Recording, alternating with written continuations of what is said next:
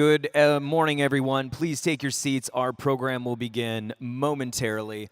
Also, please check your mobile devices, put them on silent. Our program will begin shortly. Thank you.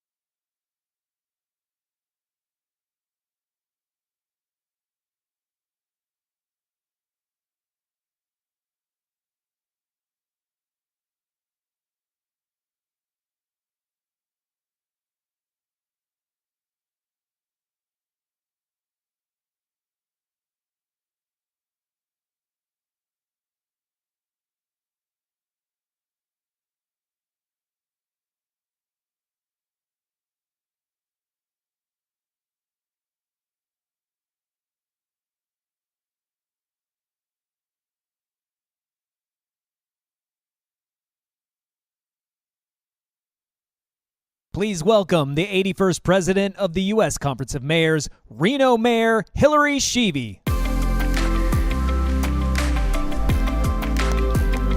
morning. How are you guys doing?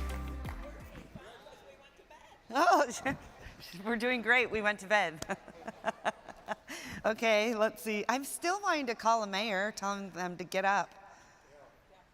Can you think of someone? Come on. One mayor, I know there's got, let's see, Mayor Barnett. I'm sure he's not here. They're laughing. All right, well, good morning, everyone. It is my pleasure to introduce the director of President Biden's Domestic Policy Council. I'm a huge fan of hers. We were lucky enough to spend time with her when we did our fly-in a couple months ago. So she has been a huge supporter of the United States Conference of Mayors. And she's just done incredible work on homelessness and her advocacy, and she's a huge champion of mayors. So please, everyone, give a huge round of applause for the wonderful Neera Tanden.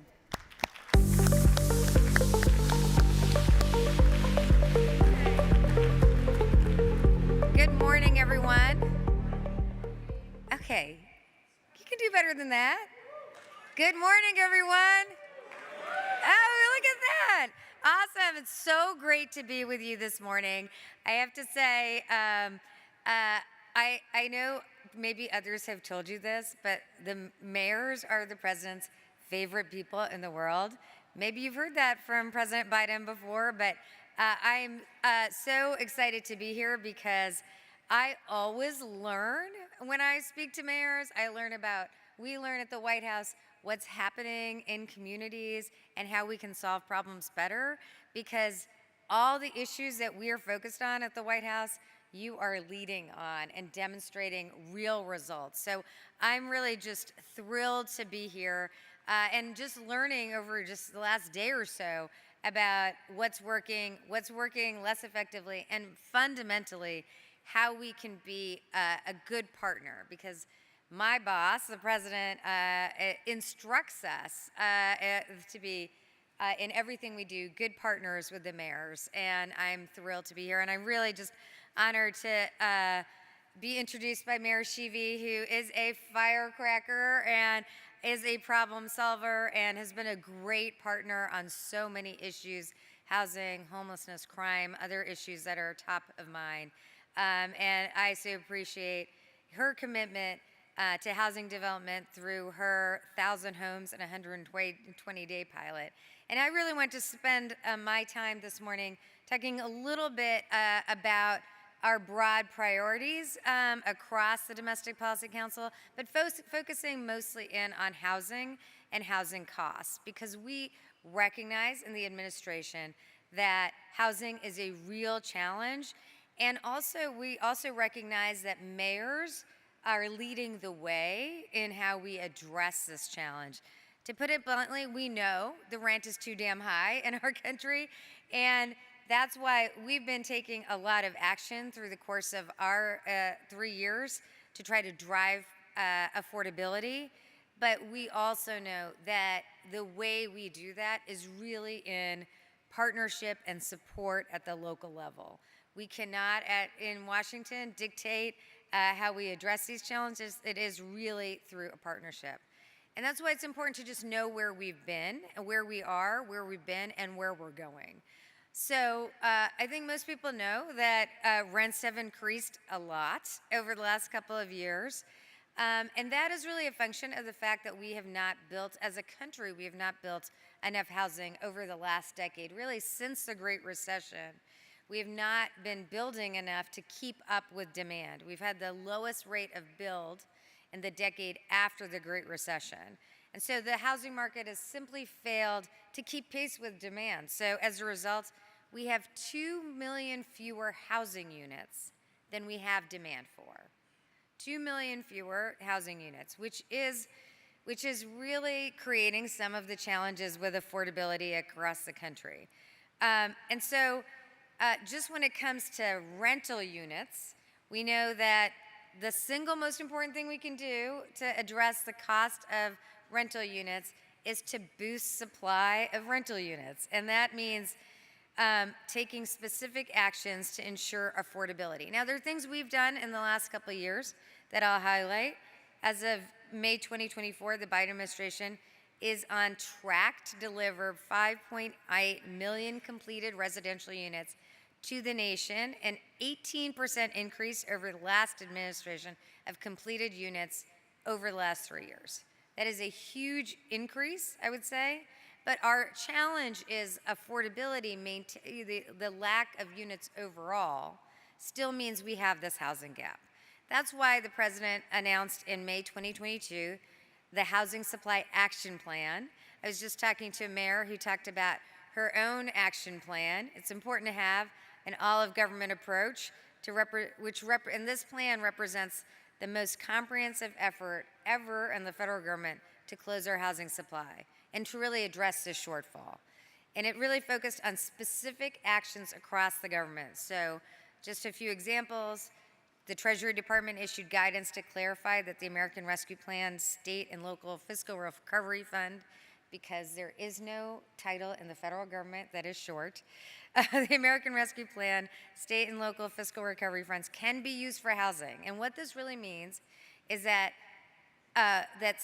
localities can use this fund to build housing supply. And so far, $18 billion, city leaders have used $18 billion to develop housing projects, including a major focus on new housing development. So I just really recommend that as a critical path. And we're starting to see progress across the country on building and development and eventually, and also rent. So last year, 1.7 million units were built, were under construction.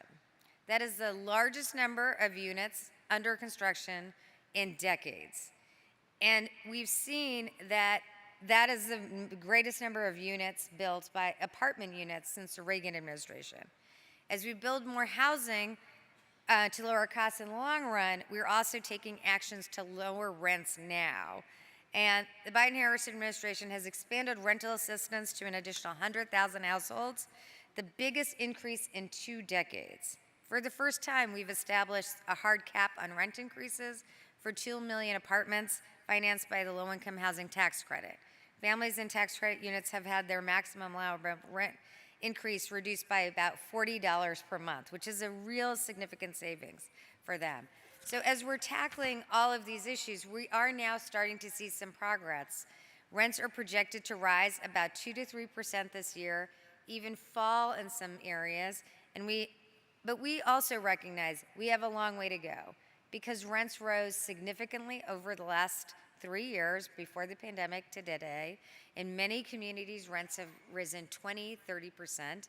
It is a huge challenge for communities, and if we want to get to lower rents overall, not just status quo, but lower rents back to where they were in pre-pandemic times, we are definitely going to need to build. And that is why, from our perspective, we want to be partners with you. That's why the president has a broad agenda to ensure that we are partners, that we are helping put the last dollars of investments in. That's why in our budget to Congress, we have a $20 billion Housing Innovation Fund. That Housing Innovation Fund is focused on ensuring that we are investing dollars in innovative arenas, innovations at the local level to build as many units as possible. I was just in a conversation with Mayor Romero from Tucson, and she is essentially putting public dollars around significant housing investments that'll build affordable units of 166 units, 50 units for families. Those kinds of innovations are exactly where we want to put federal government resources to be the last dollar for you to make those investments. So, and they can go into things like reassessing land use laws to expedite housing development, deploying innovative financing models, developing innovative community land trusts, converting commercial buildings to homes, and much more. And I have that list because mayors have been taking on these innovations, really thinking expansively through these vehicles to deliver additional affordable housing. This is a bipartisan issue. Mayors from across the spectrum, more and more governors from both sides of the aisle. And we want to ensure that our dollars, whether it's low-income housing tax credits or this innovation fund, are supporting you in really jump-starting and accelerating housing development over the next few years. And the President's housing plan is not just about renting, it is also about home ownership.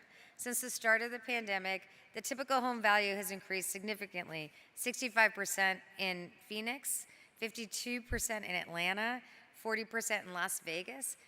That's great for home owners in many ways, but it really makes home ownership feel out of reach for first-time home buyers. And so that is why the president has proposed a housing tax credit. It's a new mortgage payment credit that would allow lower mortgage payments by about $400 per month for first-time home buyers for the next few years, just as we're in this specific crunch, because we know access to the home ownership is really critical as well. So I really wanted to come here and say most fundamentally that we recognize the innovations that mayors are leading on, and we really want to be partners with you. We also hope that Congress will recognize the challenges, but we also want to ensure that we are putting money on the table that helps you deliver results. And our big focus, as the president says, we need to build, build, build in order to lower rents and make housing accessible. We appreciate there are trade-offs there. Sometimes it can be controversial, but leadership is really about ensuring that people understand that the way that our communities thrive, the way our cities thrive, is to ensure that the workforce in those cities can afford housing in cities to make them thrive and develop over the long term. And so we are just incredibly grateful for your leadership and your focus on these issues. And I will say, one of the issues that we've heard a lot about is homelessness and the challenges of homelessness around communities. We are laser focused in trying to deliver more resources here. Over the last 3 years, HUD programs have served or permanently housed over 1.2 million people experiencing homelessness. But we have to be honest and frank that one of the reasons why we continue to see the numbers of homeless people is because we still face this real challenge of rents and increasing rents. It's a little bit like, in my mind, a leaky boat. We're able to get the water out, but you see so much more challenge because rents have gone up, as much as 30% in communities. So that is why we are committed to deliver those resources, to deliver those funds for apartments, but we need to have a comprehensive approach to lower rents, and that's a big focus for us. And in our budget for 2025, we have $8 billion specifically targeted for homelessness, but we have our wider $20 billion and $80 billion and more in low-income housing tax credits, all designed to ensure that we are putting dollars on the table for you to invest as you need. And so we're grateful for that.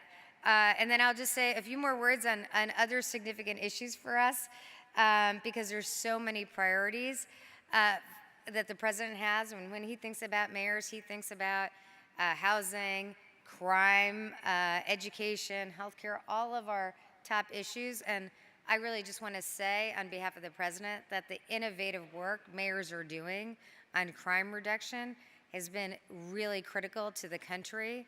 I know we are seeing crime numbers come down, violent crime numbers come down, murder rates come down, and we know that is because mayors, chiefs of police are really innovating in new ways, delivering services in new ways, holding people accountable, but also ensuring that there's dollars and funding for interventions that work, crime prevention strategies that work. This is an area for the next several months the president will be highlighting more and more, and so we definitely want to hear from you about what's working most effectively for you. We're proud of the fact that ARP dollars allowed communities to spend $15 billion on crime prevention and community safety and accountability. And so, but those investments, we want to ensure that these strategies are successful, and we are doing everything we can at the federal level, at the Department of Justice, at the White House, to ensure that we're replicating those successes of mayors all throughout the country. And so that is an area in which we are just incredibly grateful for your leadership. And I'll make one last plea, which is that as we focus on the school year this year, we know that schools are facing still significant challenges around absenteeism and mental health issues, and your advocacy and leadership working with your schools. I know not every mayor controls their schools, but just trying to remind folks that it's important for kids to be in class to learn. We are seeing some still challenges around absenteeism in the country, and so that's another area of focus for us.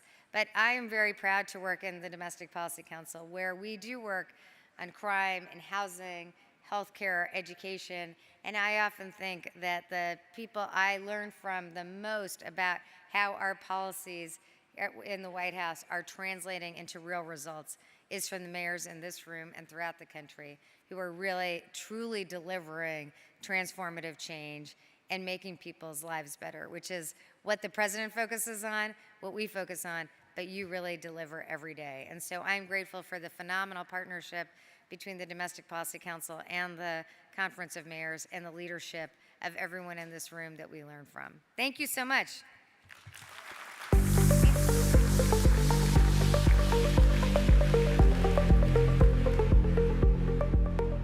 Please welcome the CEO and Executive Director of the U.S. Conference of Mayors, Tom Cochran.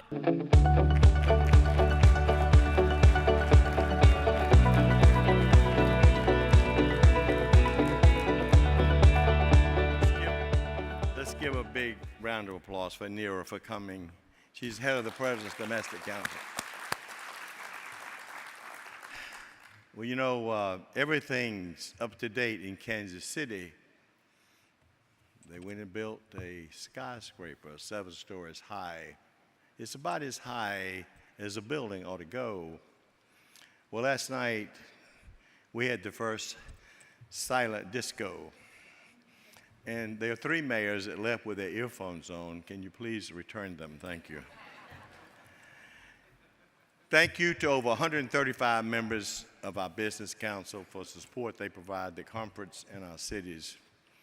And we look forward to continuing our commitment to work with America's mayors and the business community to promote the public-private partnerships that will strengthen the economy in the cities of America. As some of you may remember, at our 2015 winter meeting, I joined with then Business Council directors Donovan Pepper and Doug Palmer, former president, to announce an exciting new opportunity where Business Council members could showcase their expertise and willingness to work with mayors in all aspects to make this great nation stronger. This year is the 9th year of this report, which shows the possibility to replicate in other cities, and today we are pleased to present the 2024 U.S. Business Council report. It's on your table. I just wanted to show it, and please take it home with you and look at it and learn from it. Best practices is how we really get along here. So, thank you again to the members that participated in this report. I also want to welcome 15 new members who have joined since our winter meeting in January last year. They are listed on the screen. New Business Council members, please stand.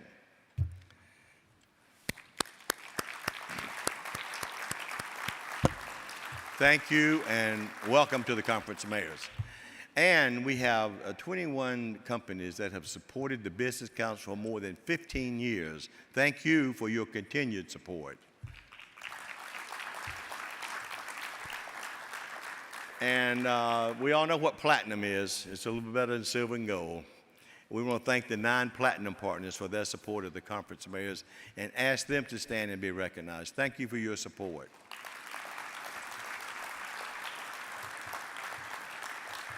Election of the 24-25 Business Steering Committee was held early this year. I want to congratulate the newly elected co-chair of Siemens Corporation's Managing Director, Head of External Affairs, Bree Sakshi. She was served from July 24 to June 30, 26. We also want to congratulate the 4 new elected steering committee members, Peter Zingoni, Oakview Group, Charles Smalls, HNTB, Claudia Labroy, Starbucks, Jean Childress, National from Heart Disease and Stroke Prevention. Thank you to the steering committee for their continued leadership. Now, I would like to invite outgoing co-chair Charles Hale, Urban Planning Cross-Sector Director at HDR, to join me here for a special presentation and a few remarks. Thank you. Get you the plaque here. All right. It's a big-ass plaque. Where's the photographer? Right there. Oh, There we go. Oh, there you go. Thank you. Go ahead, Charles. Don, thank you, and thank you all. Bree, congratulations. Thank you for your commitment and Siemens' commitment to this organization. I also want to thank and acknowledge my HDR colleagues here, Victoria Johnson, David Cobb, Chewy Gonzalez, Pat Malone, and Janet Gonzalez, for your ongoing support. And I mention these colleagues because these will likely be my final remarks to the U.S. Conference of Mayors for some time at least, because my term as your co-chair is ending now, and a week from now I will retire from HDR. So this is a little bit of a swan song. Thank you. You're clapping not because I'm leaving. I'll focus these parting thoughts on the simple question of why we are here. In my past remarks, I've spoken about why mayors should be here. Mayors come for the influence in Washington and the ideas to take home, but we stay for the friendships and the mutual support for the challenges of leadership. But why are these business council members here? Because we have a stake in your success. Mayors create opportunities for the for-profit companies and the nonprofit organizations that comprise our business council. You know, that engagement, though, is deeper than that. Mayors and cities have more in common than that. We, as your business council, know that cities are simply where it's at. When archaeologists try to understand the past, they sift through the bits and pieces of ancient cities. When some Saudi prince or tech bro fancies shaping the future, they try to create a city. Cities are the most complex, the most important inventions of humankind, and you mayors are the stewards of those created places. So that means that mayors are involved in a high calling, and that calling makes common cause here with a really fine bunch of people. So I want to thank you for all the good things that participating in the U.S. Conference of Mayors has brought to me and to HDR. And I want to mention that I'm going to be doing a lot of sailing in my next few years. So I'll leave you for now with the sailor's blessing. Fair winds and following seas to you all. Thank you very much. Thanks, Tom. Thank you, Charles, for your outstanding service to this organization. Now I'd like to ask our President, Mayor Sheevey, to join me on stage.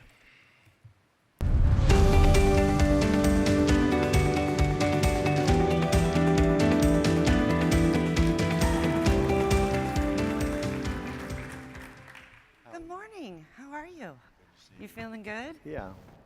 How late did you feeling stay better. up last night? Huh? How late did you stay up last night? I don't know, maybe 2, 3. 2 or 3. Yeah, if you... Should we call Carlotta? Yeah, Is she up? She's fine, but listen, if you hoot with the owls, you got to soar with the eagles. Thank you.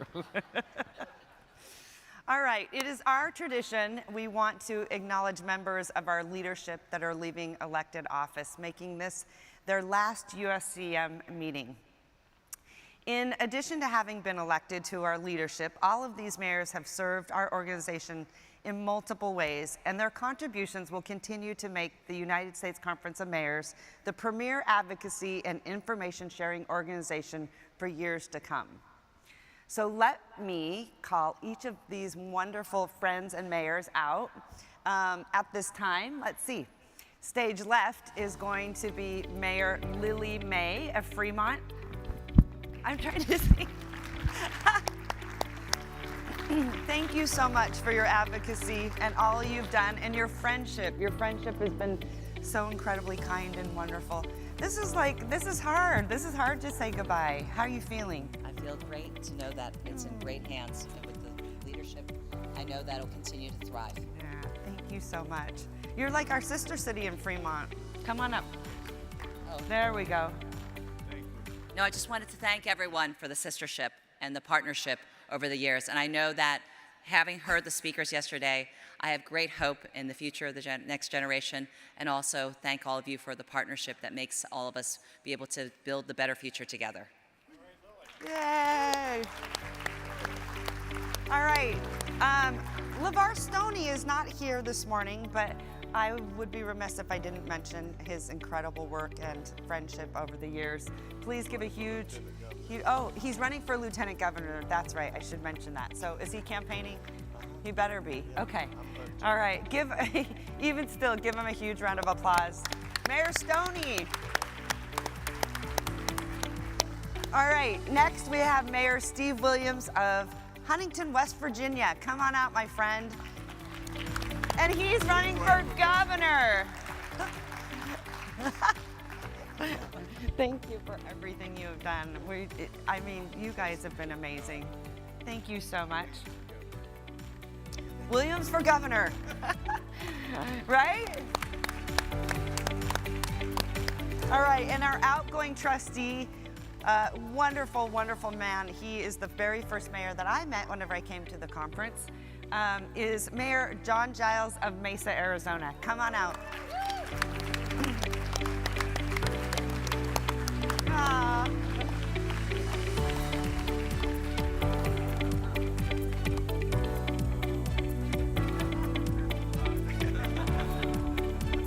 All right, let's get a picture.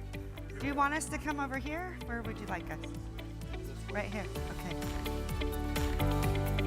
Get in here.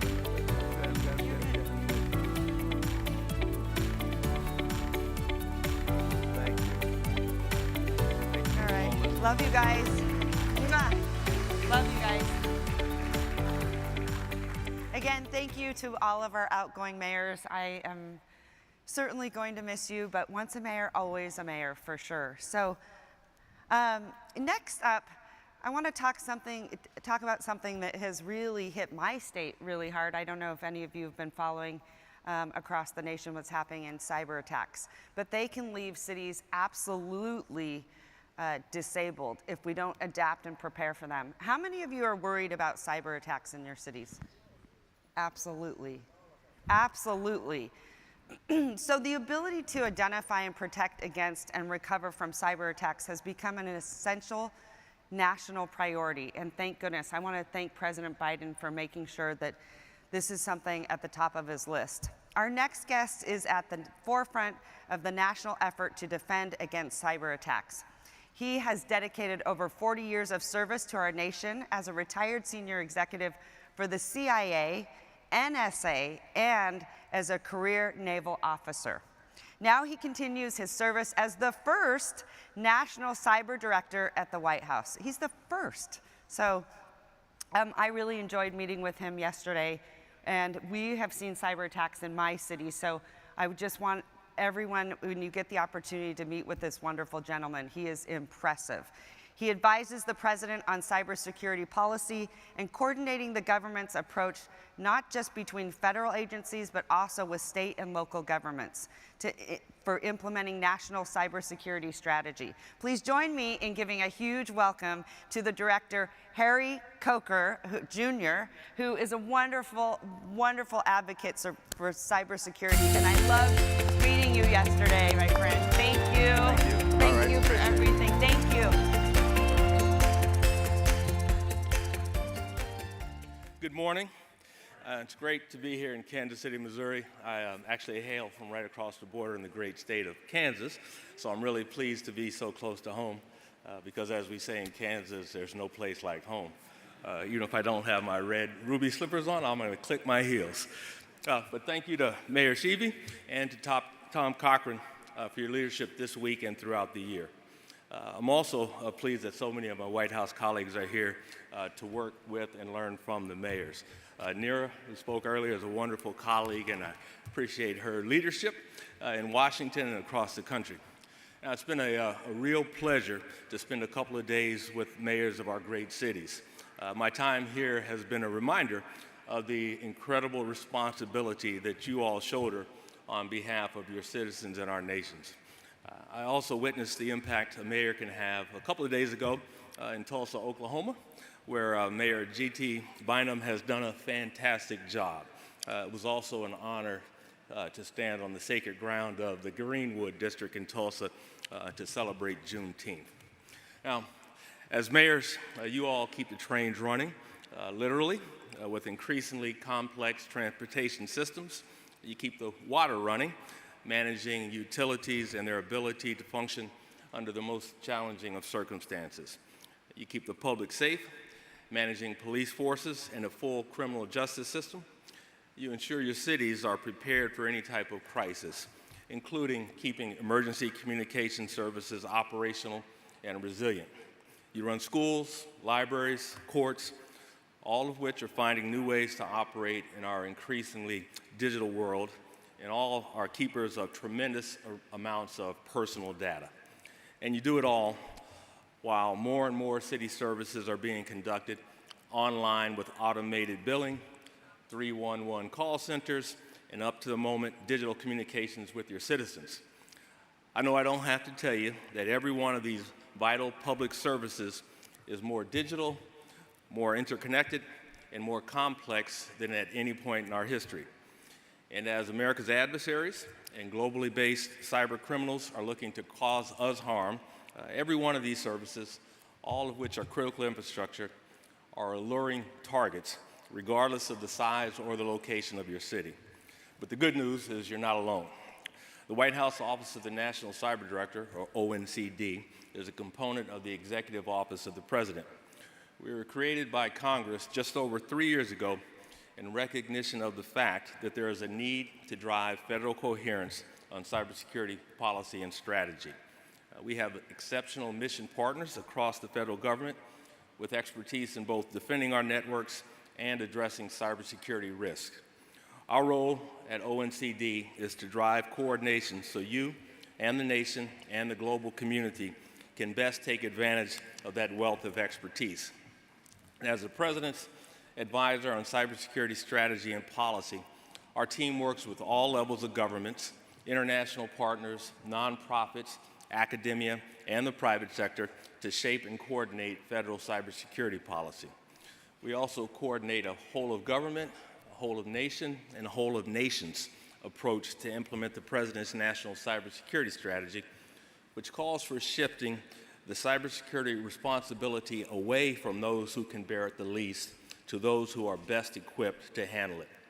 Our cities, our schools, our water systems are in the untenable position of being on the front line, battling against foreign adversaries on a regular basis. That puts an incredible burden on you and your teams.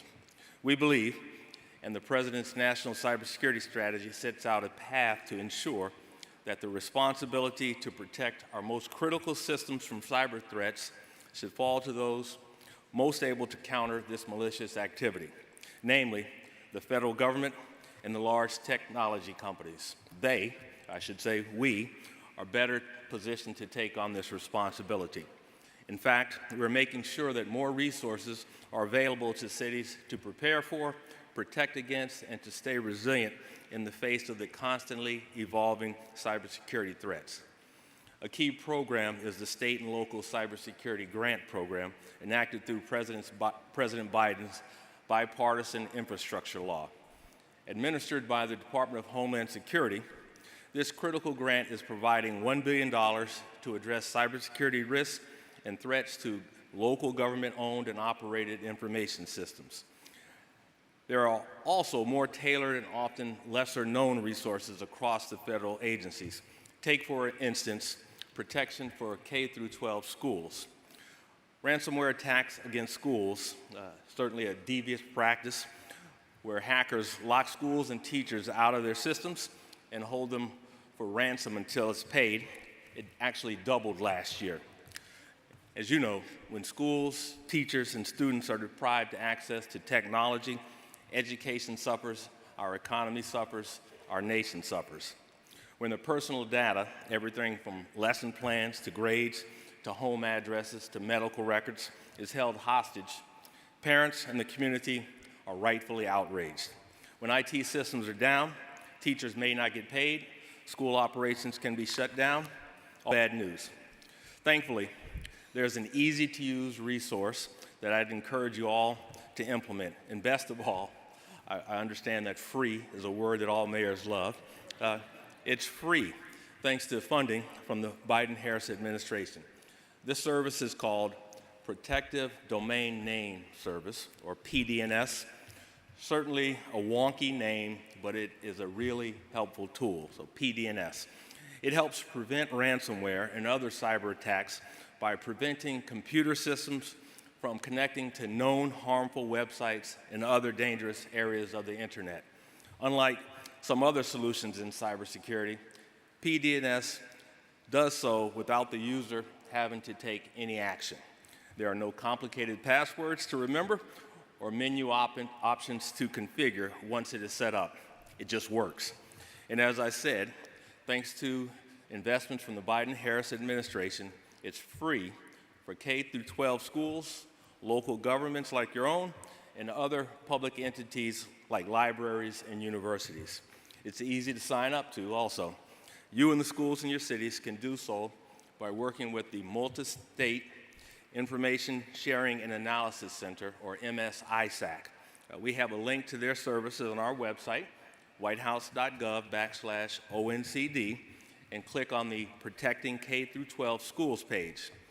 Now, PDNS is just one of the many tools available to you as you work to ensure that your cities are resilient against cyber threats. Our office has compiled a list of resources from the federal government that we're making available today, and we will post it on our website. Now, every day, we know that you're making hundreds of decisions as you run your city. We encourage you to ensure that cybersecurity remains top of mind. In cybersecurity, we know that your cities are under constant attack from malicious cyber actors. We are your partner. We know that there's more work to do, and we can do it together. Thank you.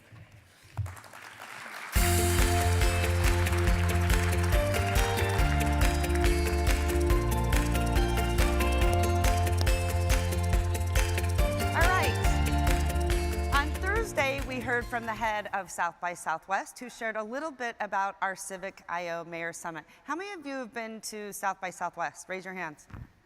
Right here, right here. Incredible experience. Okay, if you get the opportunity to go, please do. At the conclusion of each Civic I/O Mayor Summit at South by Southwest, we host our very own Civic Tech Pitch competition where 6 finalists pitch their best civic tech idea to our group of mayors. I love that. So it's like a Shark Tank for mayors, right? Okay, cool. The winning pitch not only receives $10,000 prize, but then gets to share that pitch right here at our annual meeting. We're excited to be joined today by our 2024 Civic I/O Mayor's Civic Tech Pitch winner, MD Ally. Come on out. Without further ado, please welcome to the stage MD Ally's CEO and founder, Chanel Fields.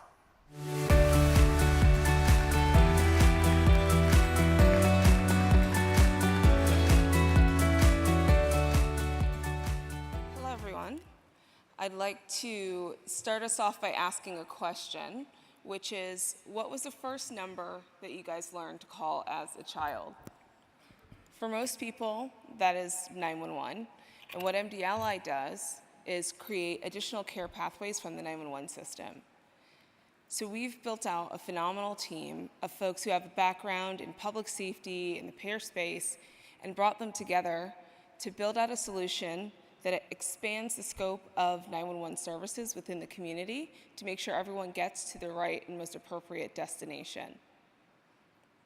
Our fundamental and underlying belief is that the patient is always right, and if they're calling into the 911 system, we want to embrace that and help them get to the most appropriate destination. And so what we do is from that point, wrap our arms around them and navigate them more appropriately to deliver the best outcome when they are calling in with a non-emergency or low acuity concern.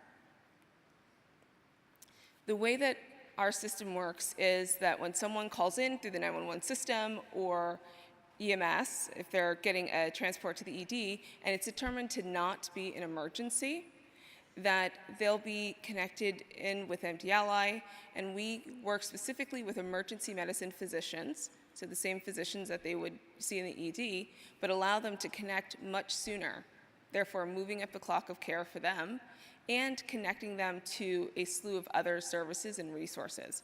So we connect to mental health resources, as well as social services. We arrange transportation to urgent care visits. We can help them set up visits with their primary care provider. Anything that they need between our physicians and our care concierge team, we get them connected to that appropriate resource. Now, our system integrates into the back end of the 911 system so that 911 partners and EMS partners can continue to utilize the systems that they have in place, and we just work on the back end from there. The key things around what we do is that we're able to pull in information from that system so the patient doesn't have to repeat themselves, and we can really create this seamless experience on their behalf. One of my favorite stories is a patient who called into 911. She had tried to reach her primary care provider a few times, wasn't able to reach them, and she just had questions about her blood pressure monitor. She would have gotten a transport to the ED around this, but they were able to connect her with us. One of our physicians answered her questions, and then our care concierge was able to find an alternate phone number for her PCP and conference them into that very same call. So within 10 minutes of calling 911, she was on the phone with her primary care provider, and it was one continuous call without her having to hang up or do any additional work. And so that is what we are really aiming for every single time, is helping these callers navigate the healthcare ecosystem effectively by taking on that work and connecting them appropriately to the right resources. We are currently across 5 geographies. We're in Phoenix, Tucson, Lee County, Manatee, as well as Alameda County, California. And we're growing rapidly from there. We've also signed a national partnership with Falk USA, which is the second largest ambulance provider in the world, where we're able to enhance the resources that they're bringing as well by enabling a telehealth solution alongside their own. As far as outcomes and results, we've seen some really phenomenal outcomes and savings related to this.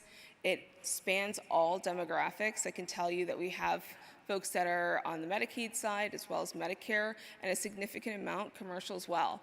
And what this really told us is that no matter what demographic one fits in, it's really hard to navigate healthcare. And the 911 system has done a phenomenal job of creating a resource that is very easy to use. And what we really do is add care pathways from that resource that is already highly utilized and trusted in the community. This is my favorite slide. It talks a bit about the reaction from the patient side of things and the feedback that we've gotten. And again, a lot of it is folks who have maybe even tried to set up a primary care appointment or go down a different pathway, but end up defaulting to the 911 system because of that ease of use. And so that's the themes that we hear, is that we're fast, so we connect in within 15 seconds. They're typically speaking to an ER physician within 4 to 5 minutes. And then also that additional help coordinating the next steps is really, really important for them, and getting them those appointments set up, as well as transportation if there are personal barriers there. So all in all, our solution really has 4 main things that we're able to impact. One, that's helping to save lives. So the catalyst of all of this was really understanding what the impact of an overwhelmed 911 system could be for people having a true emergency.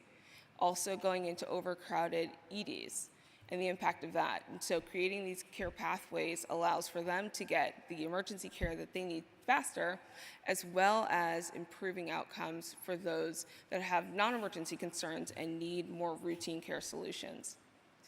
Also reducing personnel burnout. So oftentimes we're helping our partners in public safety reduce and address burnout challenges. When first responders sign up to be first responders, going on non-emergency runs is not what they've necessarily signed up for, and it can create a lot of unnecessary burnout.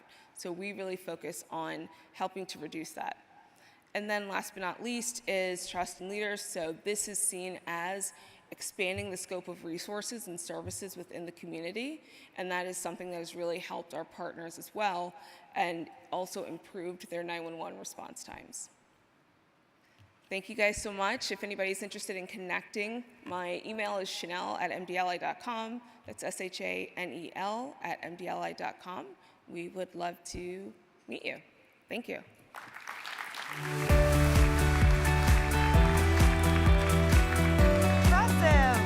Don't you just love those civic entrepreneurs? They're amazing. Chanel, thank you so much. Incredible. All right. Also, I want to just say to Mayor Lucas, thank you for hosting this incredible conference for us. Did everyone get to go see the museum last night? Wasn't it beautiful? So thank you, Mayor Lucas. We are having an incredible time here in your beautiful city. Our next guest is a mayor who has spent her life in service to her community. First as a police officer, then as Tampa's first female chief of police, and finally as the city's 59th mayor. In addition to these achievements, she is also the host mayor of our next annual meeting. Here to update us on her progress is USCM trustee and Tampa mayor. She needs no introduction. The woman is absolutely amazing and a badass. Jane Castor, come on out.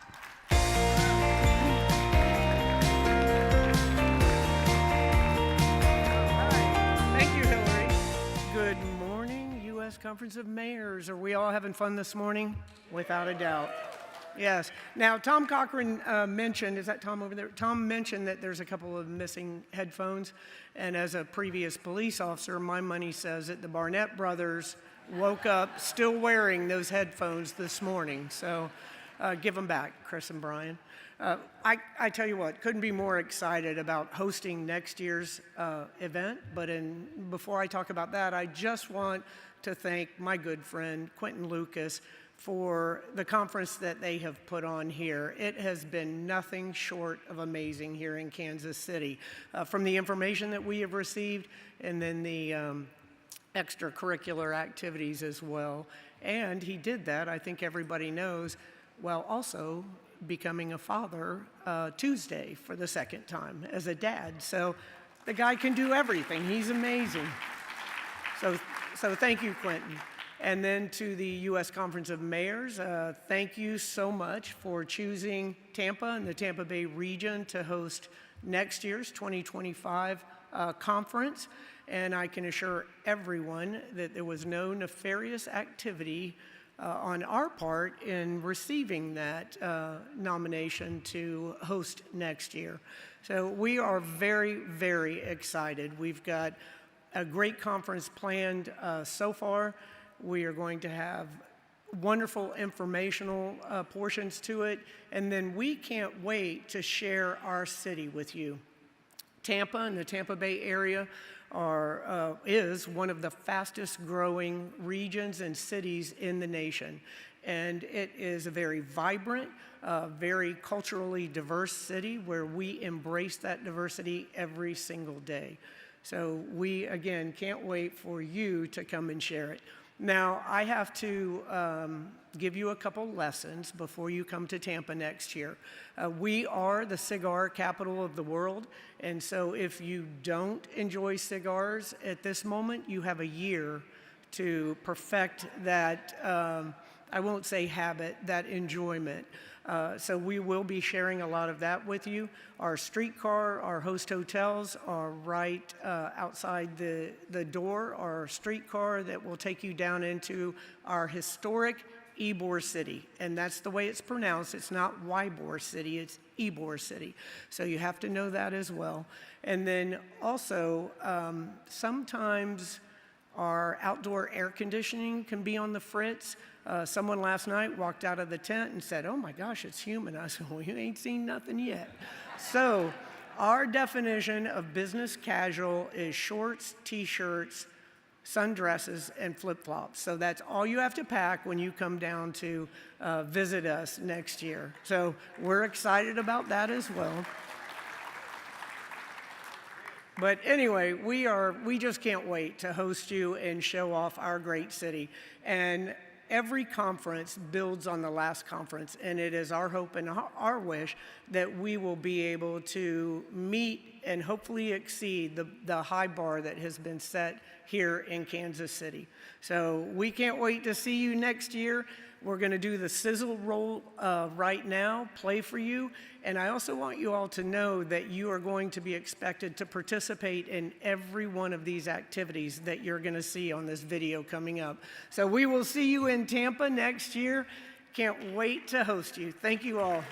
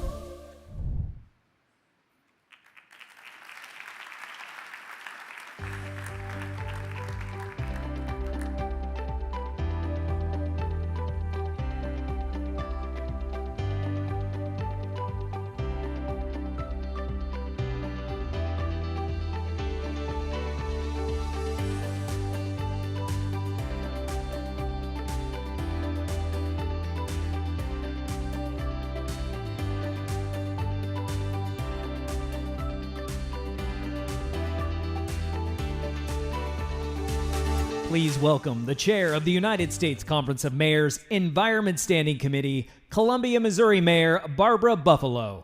It's like, oh, there's more people. Yeah. All right. Well, good morning, everybody. I'm Barbara Buffalo, Mayor of Columbia, Missouri, and I serve as the chair for the Environment Committee. And joining me here today is the CEO and president of the Meat Institute, Juliana Potts. Hello, Juliana. It's nice to see you. Good morning.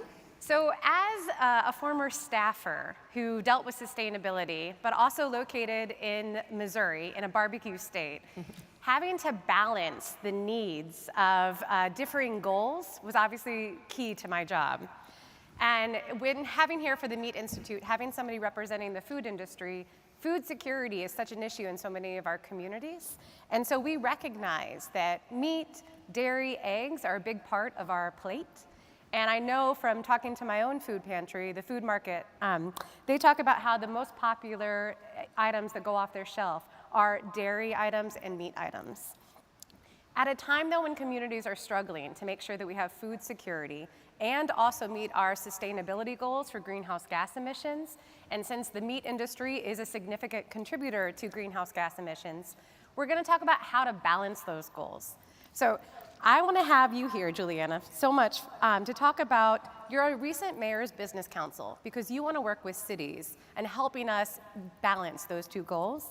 Can you tell us a little bit about the Meat Institute and your members and what it is the organization does? Yes, of course, and we're really excited to be partnering with the Business Council and get involved going forward.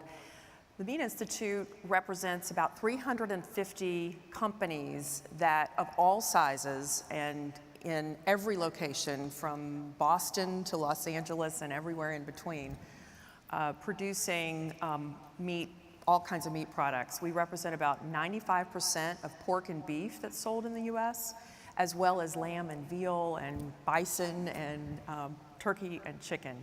So we cover it all. In doing exactly what Mayor Buffalo said in trying to figure out going forward how we balance what we do with environment and feeding people, as our mission, we have connecting resources and people with information that can earn consumer trust.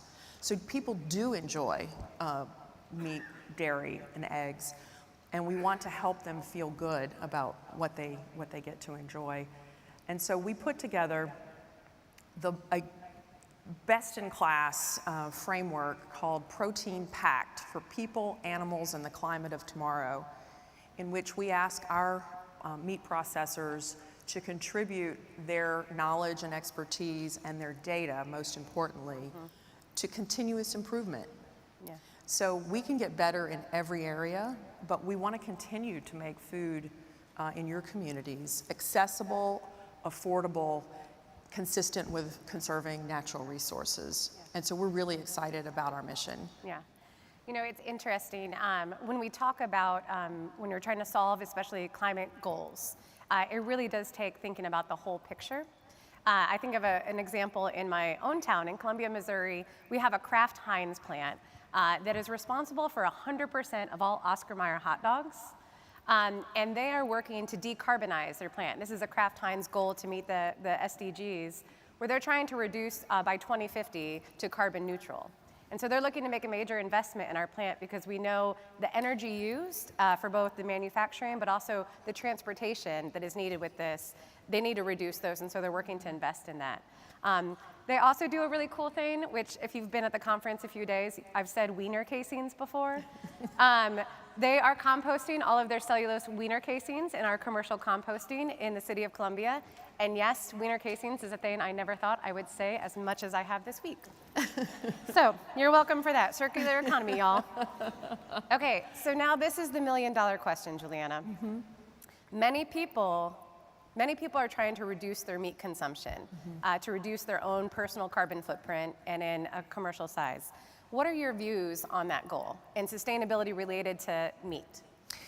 Well, we believe that meat and and animal agriculture can be a solution to our climate goals.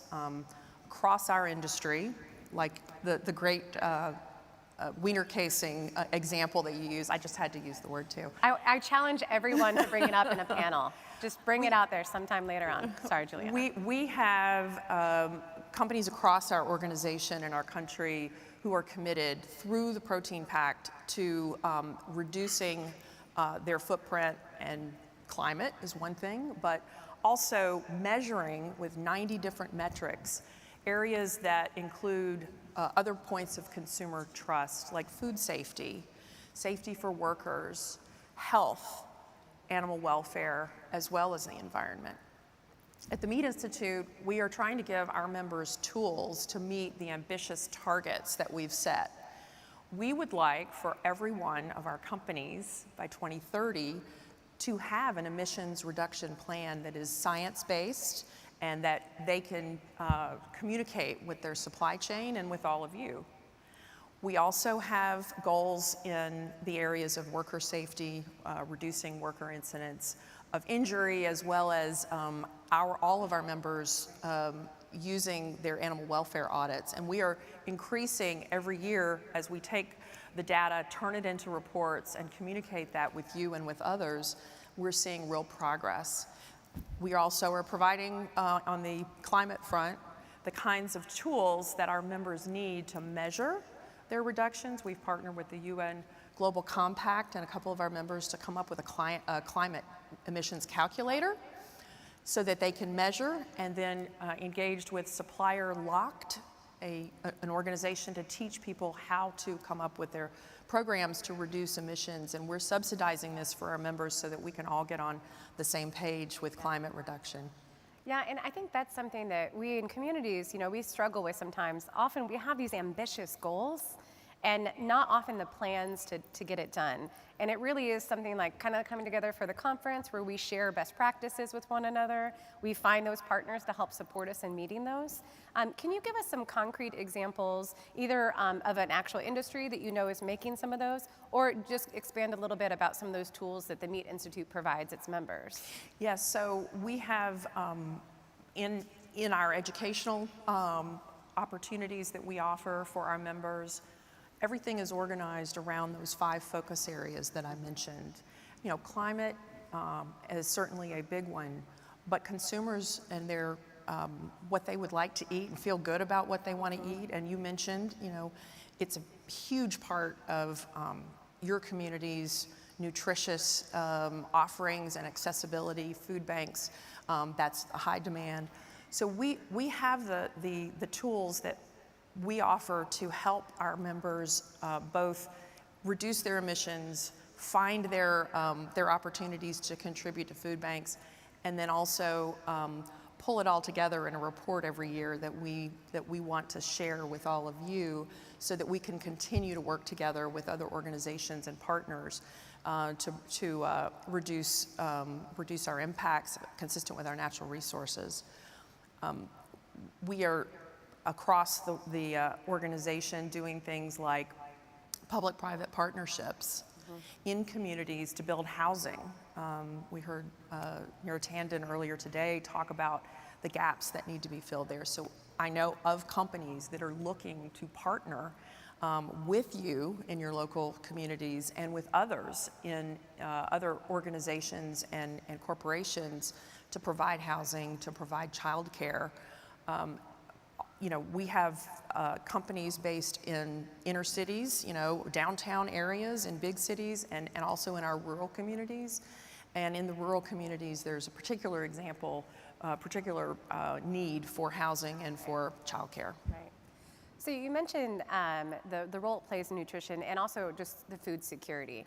And I reached out to my local food bank before I was coming here to talk about, we saw such a demand, like many other communities, in the growth of demand for food at our food pantries. I think we said something like served an additional 1,000 people a day growing since the pandemic, a month. Mm-hmm. And just talking with them about that, the need that they're seeing, where Feeding America is saying that it's only increasing this demand. Mm-hmm. And yet the cost is also, right? They haven't gotten additional money to help purchase more food.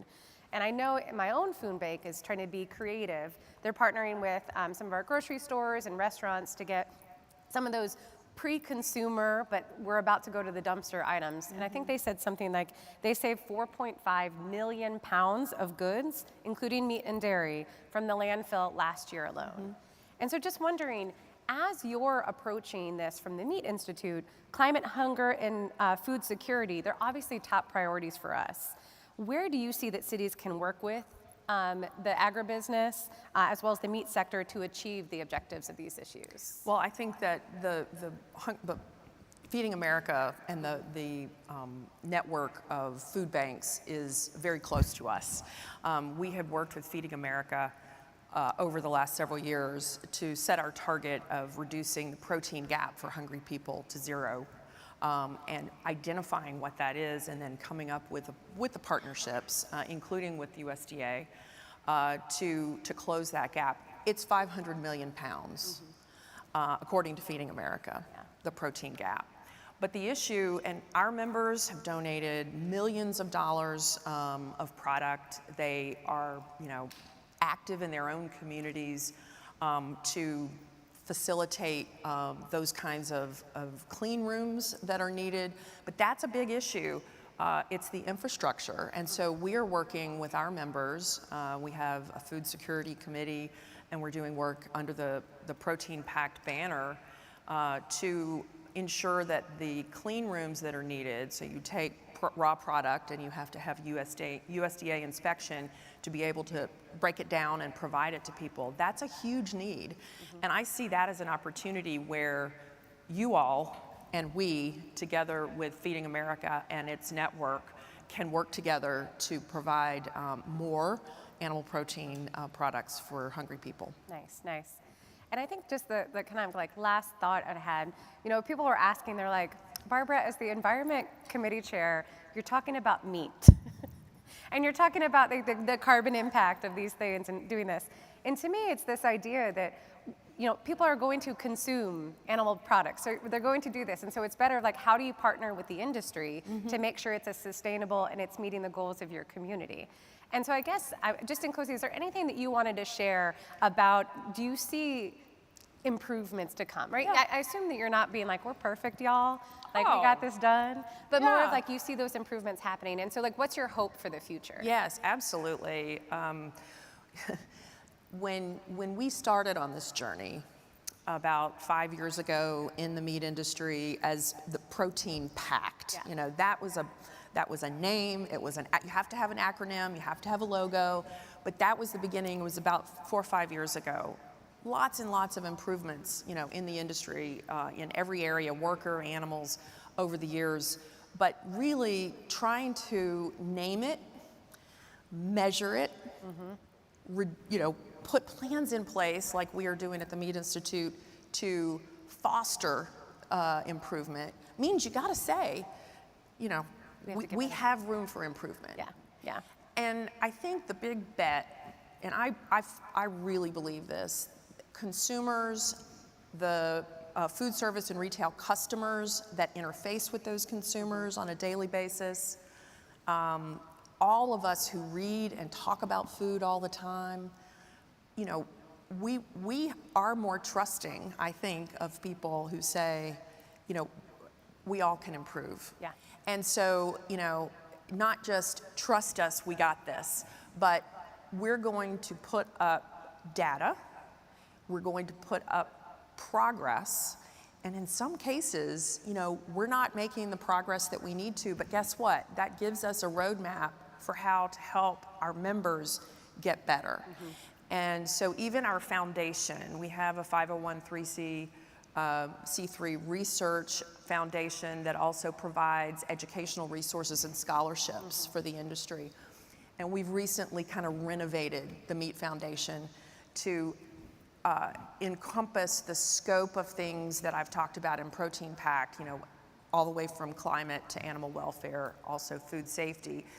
And those research projects that are going to come from what we learn our members need can inform the kind of research that we do, and we can't do it alone. So partnerships, the kind of dialogues that we need to be having like this outside of the industry by itself. Yeah.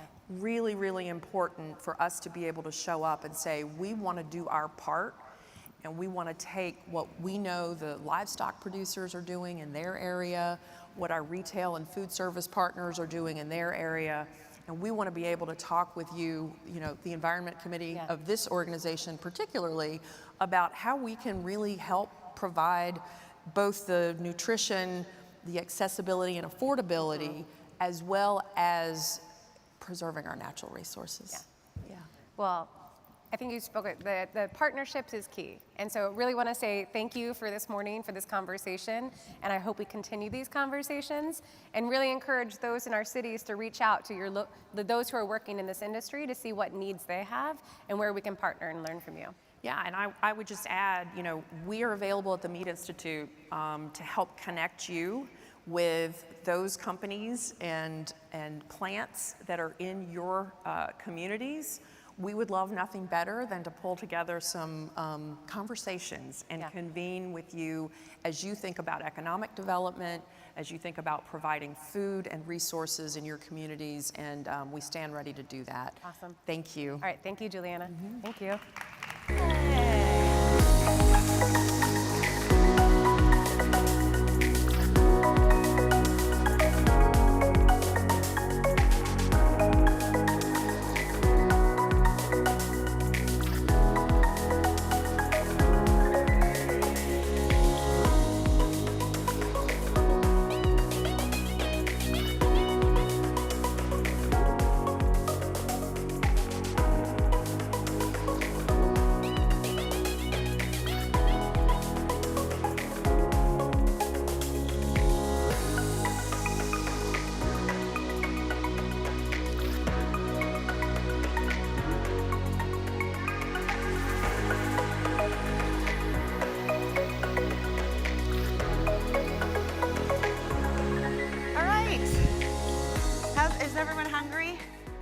Lunch soon.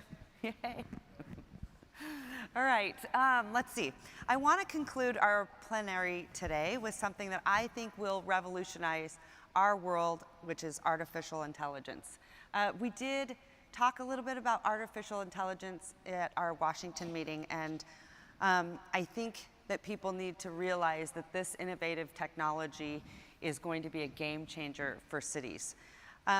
There are a lot of thoughts and big ideas around artificial intelligence. Many of you probably are using OpenAI's ChatGPT, Google, Gemini, or Microsoft's Copilot. How many of you are using any form of AI right now in your city?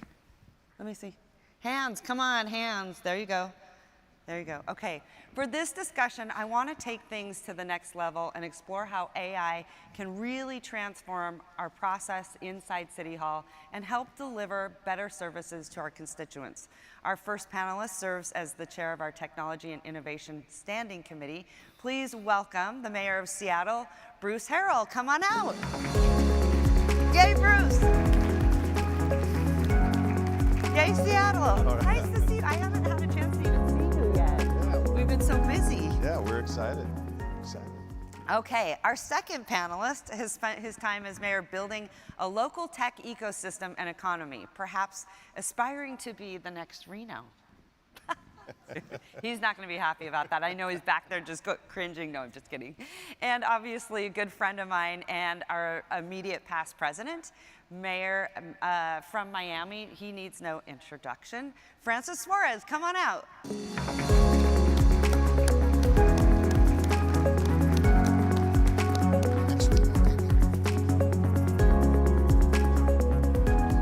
Okay, our final panelist is a dear friend of mine who has been working with the city of Reno on one of our amazing AI projects, which I hope to share more with you soon. And she is the founder of On Strategy, CEO and founder Erica Olson. Come on out.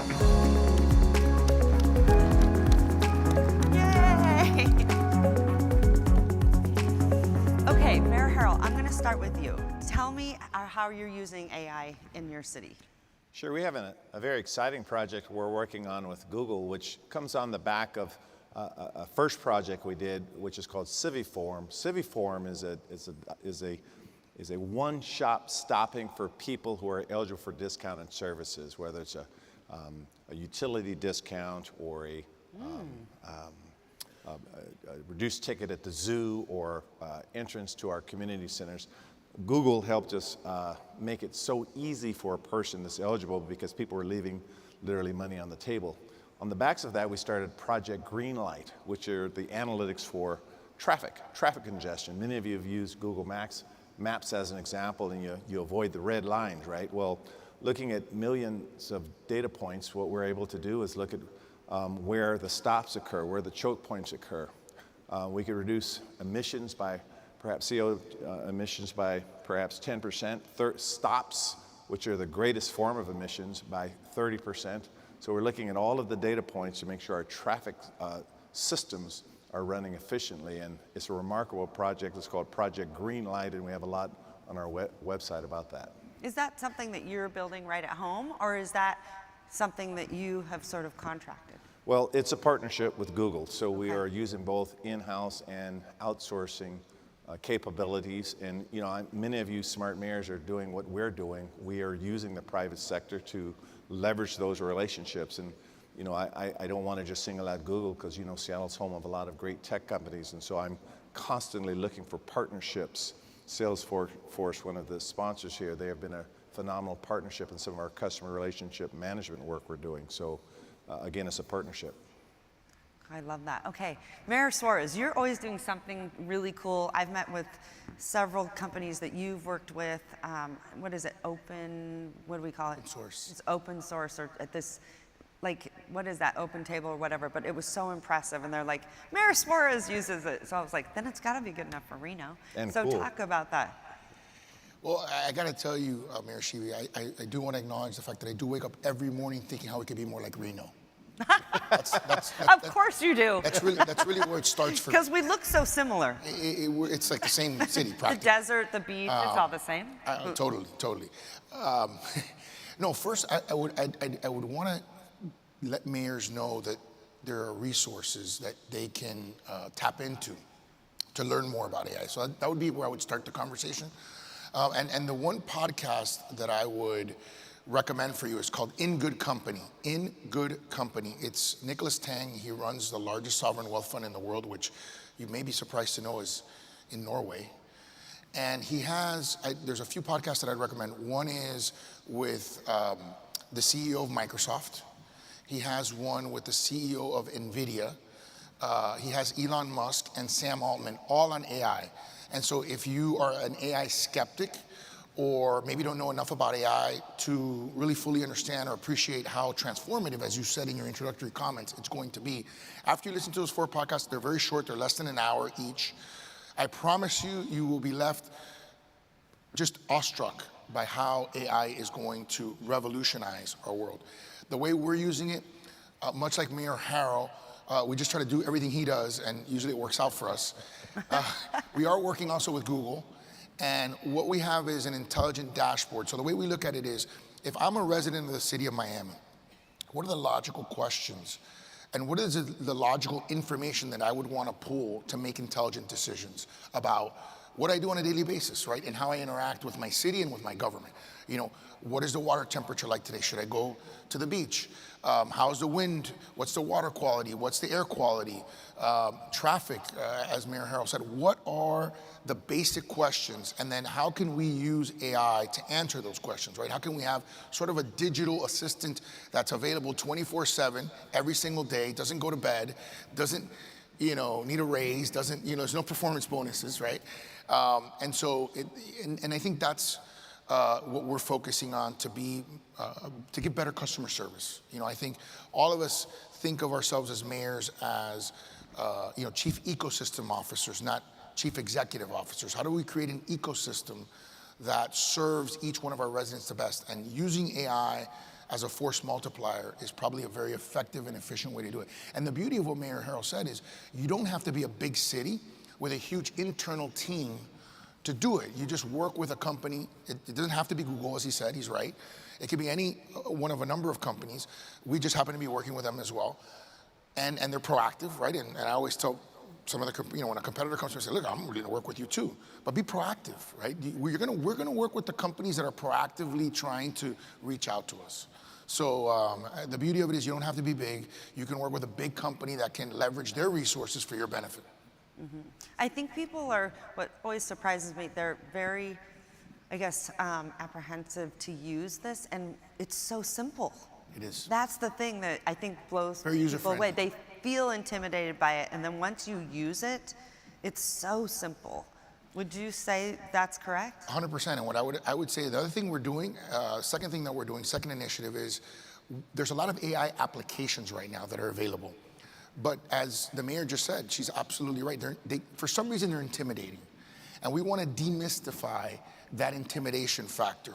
So one of the things we're going to do is a workshop to teach you how to use AI applications. I had one of my data guys the other day was using AI, but it was like the spoken AI as opposed to the one that you actually type in. Mm-hmm. And I was like, wow, what application is that? Right? So I think part of it is, and I'm 46, I think relatively young, and I can still be intimidated, or sometimes I think, wow, I don't really know how to use all these applications. There's so much applications that are already out there. So I think it needs to be demystified for mayors. Yeah. Why did you look at me and said relatively young? I did not. Okay, one of the things I always look at. I have more white hairs than you, I think. Yeah. I think one of the things I always look at is, how painful some of the process is. And it was really interesting because Erica came to me and she said, Hillary, how do you feel about staff reports? And I said, I can't deal with staff reports. We have a lot of issues with staff reports. I know staff spends a ton of time on staff reports, and that always makes me nervous because I want them out on the street engaging with their own community instead of sitting at a desk. So Erica, tell us what you built for the city of Reno, because I think it's definitely transforming how we get business done. Talk about that. Just echoing what the two mayors said, and again, a pleasure to be here. Thank you so much. I think AI needs to be demystified, and it's a little exhausting after, quite frankly, the past couple of years. It's just one change after another, and this is just another change. But at the end of the day, demystifying it it's just transforming the way that we're working with information. And at its core, and we can call it all kinds of fancy things, at its core, that's what it is.